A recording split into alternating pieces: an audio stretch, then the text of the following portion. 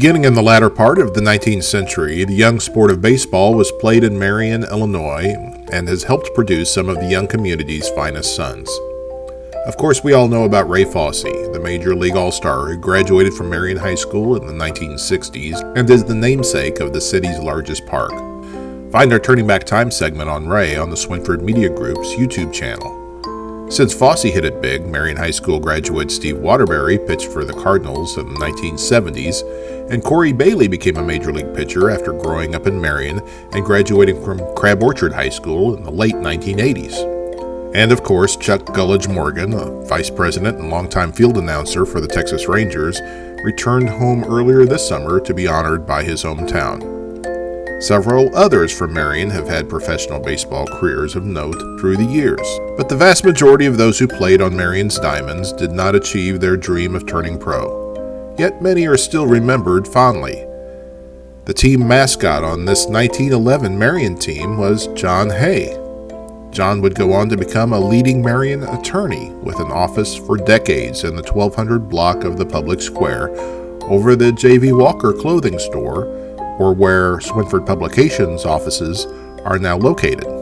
Others in these early photos offer poignant reminders of heroics off the playing field. Earl Pillow is the young man with a bow tie serving as the team manager of this 1908 Marion baseball team. Several years after this photo was taken, Earl would end up being one of the first local casualties of World War I. He died on the front lines in France in November 1918. Earl Pillow should certainly be remembered for his honorable death, and he almost certainly knew another Marion baseball player who developed a less sparkling reputation despite reaching the major leagues. In fact, this player went on to wear the uniform of the New York Yankees, and he was known to his fellow players and fans as simply Babe. No, not that Babe.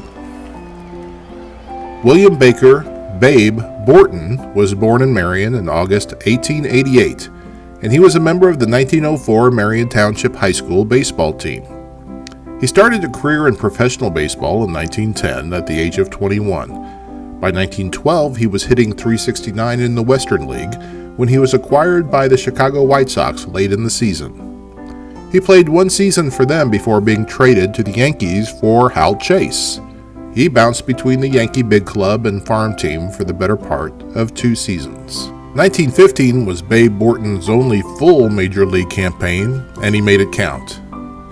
Now with the St. Louis Terriers of the old Federal League, he was the league leader in walks and runs scored. After that season, the Federal League folded, and Borton was purchased by the American League St. Louis Browns.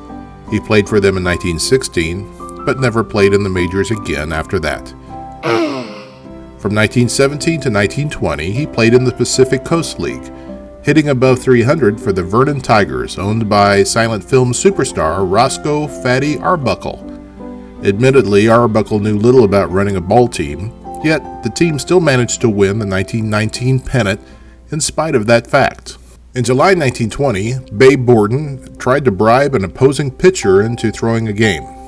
As details in the scandal emerged, it was also discovered that he and some Vernon teammates had bribed opponents in 1919 to throw the pennant to the Tigers. Babe Borton was eventually cleared of any criminal charges, but in the wake of the infamous Black Sox scandal that saw Chicago's American League team accused of throwing games and shoeless Joe Jackson tossed out of the majors, Babe Borton was expelled from the Pacific Coast League. Borton never again played in organized baseball. He later worked for the Standard Oil Company until his death in 1954 at the age of 65 in Alameda, California. He's interred at the Mountain View Cemetery in Oakland, California.